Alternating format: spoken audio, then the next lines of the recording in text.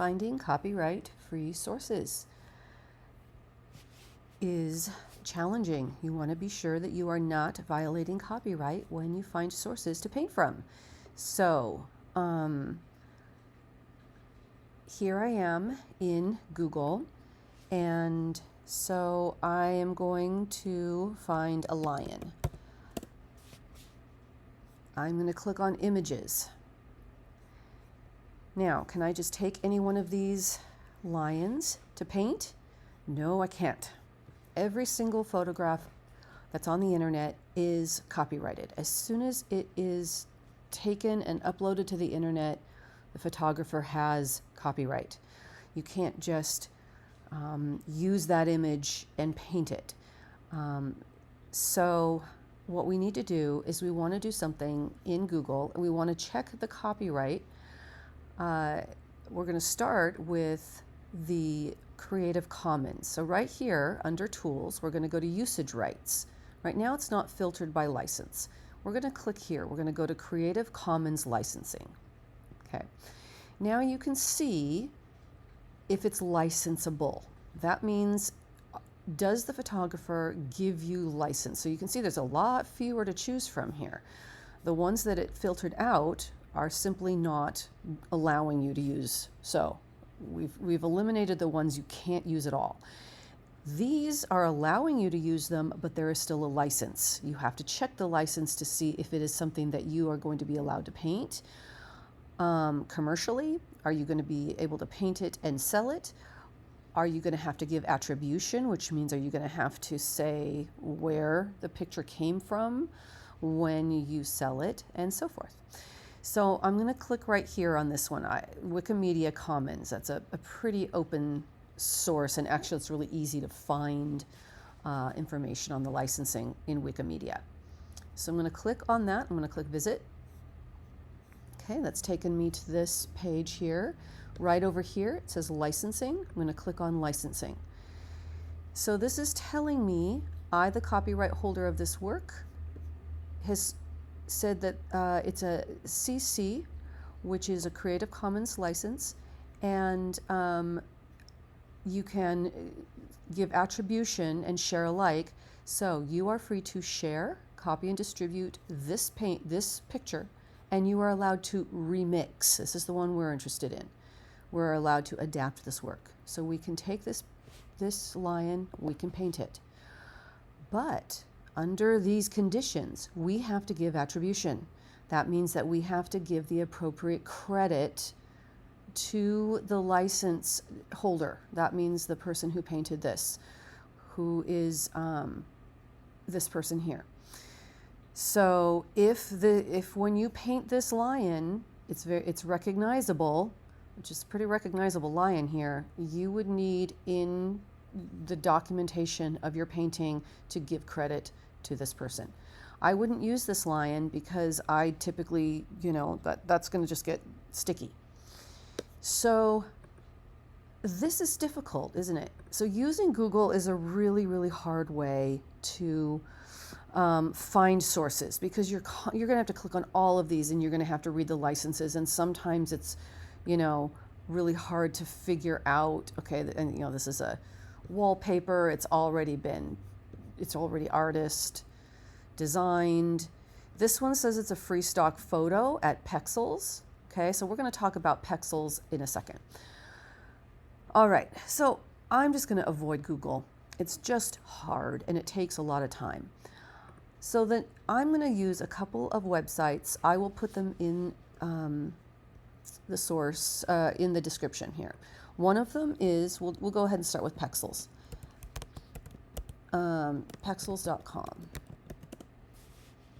All right, the best free stock photos, royalty-free images and videos shared by creators.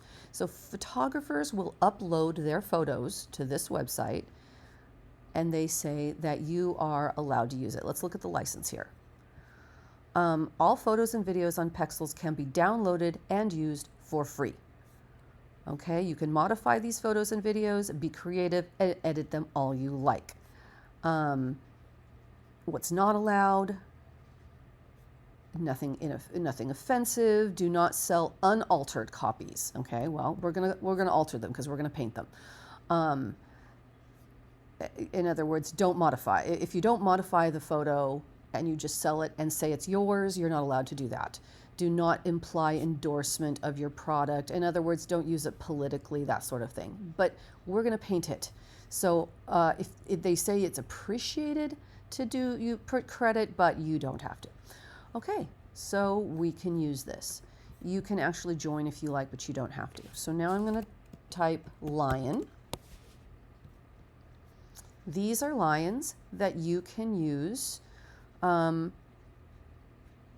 Now, I will say, I don't know why there's some that are broken links, that I have heard from photographers that sometimes people will upload photos that are not their own. So it doesn't hurt to do a reverse image search to make sure that it is copyright free. Especially if you find a very unique photo like this one with the tongue out, and you're gonna paint this, you might want to do a reverse image search and make sure that that this hasn't been stolen from somebody and then re-uploaded. You just want to be really, really careful and not steal any photographer's work. Okay, so you can use these photos. Pexels is a good one. Pixabay is the other one I really like. Same type of thing. You can download pictures. Now, with Pixabay, you got to be careful because there are sponsored images from iStock Photo, usually right at the top. All of these, they're going to expect you to pay for, so you have to pay attention. Then there's royalty-free ones down below. So the ones down here are royalty-free. You can click on those, and they allow you to save a fairly low resolution image that you don't have to pay for. But there's a ton of sponsored ones on here. They're always obviously trying to get their money, which is fine. Nobody's going to begrudge somebody trying to get paid. Again, same caveat, that doesn't mean that somebody hasn't illegally uploaded pictures here, so you should do a reverse image search. The last one I'm going to talk about is unsplash.com. Exact same type of website. It's free visuals here. I use Unsplash a lot. So do a lot of other artists, though. So you may see this lion in a lot of paintings. So the downside of using free sources is that everybody uses free sources, and there's not a ton. So you've got a handful of beautiful lions here that every artist who wants a free lion is going to use. How do you get around that? How do you find a beautiful lion to paint that not every artist who wants a beautiful lion is painting? Well, you buy it. So buying sources is one of those things that, it's a great way to support other artists because you're supporting photographers. You're finding sources that other people are not using, so your paintings are going to be more original.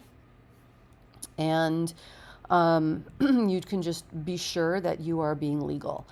Good places to buy them: iStock Photo. Okay, so iStock Photo, royalty-free images. Okay, so you pay here.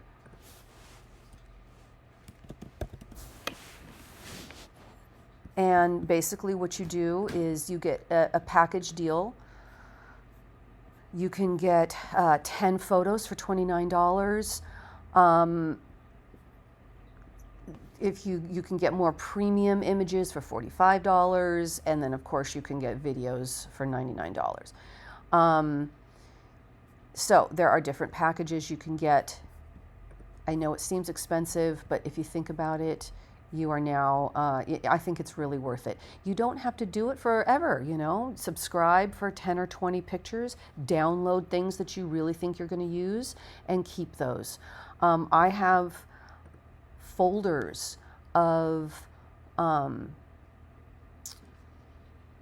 things that I have downloaded and paid for, and I use them over and over again.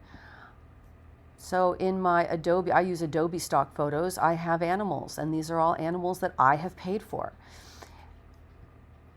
I think it's very ethical to do that. So let's go to the other one that I really like, which is Adobe. Here it is. There's so many. Okay, so here's Adobe stock. You probably have to be a member, but if you're a member, there are a lot of free ones. So once you're a member of Adobe, you can get free ones, and then there's also packages that you can buy, and then you can,